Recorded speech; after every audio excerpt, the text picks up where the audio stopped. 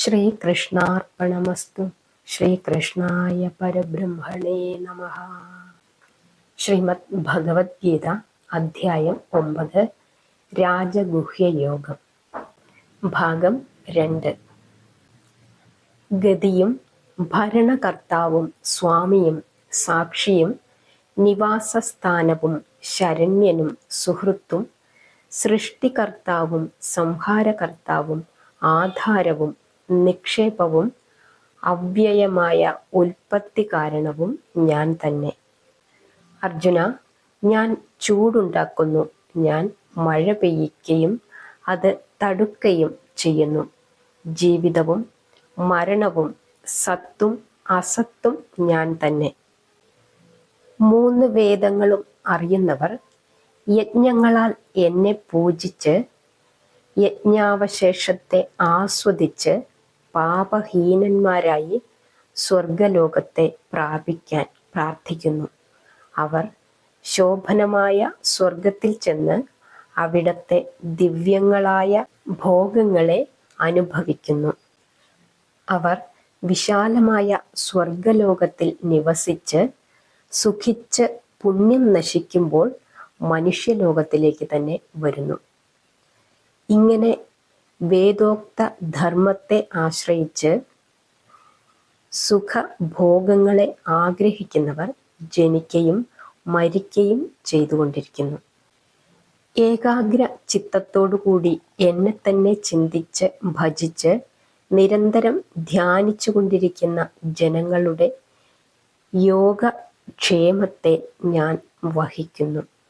അർജുന, അന്യദേവതകളെ ശ്രദ്ധയോടുകൂടി പൂജിക്കുന്ന ഭക്തന്മാർ വിധിപൂർവമല്ലെങ്കിലും എന്നെ തന്നെയാണ് പൂജിക്കുന്നത്. സർവയജ്ഞങ്ങളെയും അനുഭവിക്കുന്നതും അവയ്ക്ക് ഫലം കൊടുക്കുന്നതും ഞാനാണ്. എന്നെ ശരിയായി അവർ അറിയുന്നില്ല. അതുകൊണ്ട് ജനന മരണത്തെ ആവർത്തിക്കുന്നു. ദേവാരാധകന്മാർ ദേവന്മാരെ പ്രാപിക്കുന്നു. പിതൃക്കളെ പൂജിക്കുന്നവർ പിതൃക്കളെ പ്രാപിക്കുന്നു.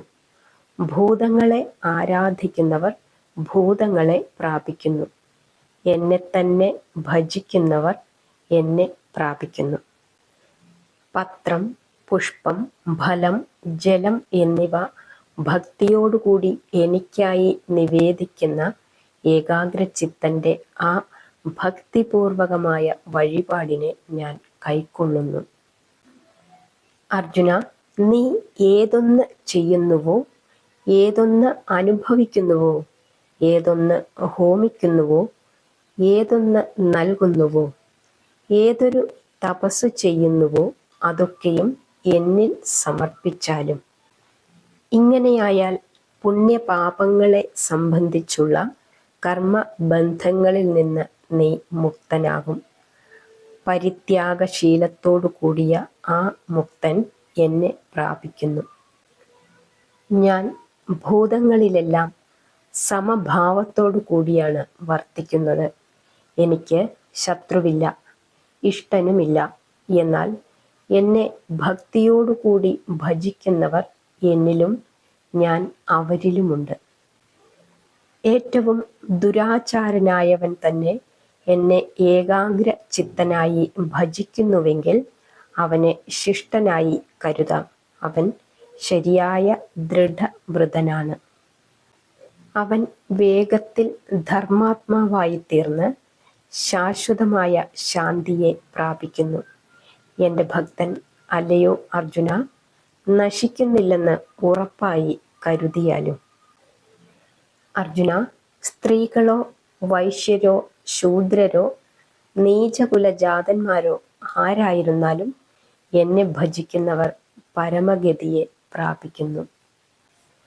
അങ്ങനെയിരിക്കെ പുണ്യവാന്മാരായ ബ്രാഹ്മണരെയും ഭക്തന്മാരായ രാജർഷികളെയും കുറിച്ച് പറയേണ്ടതുണ്ടോ?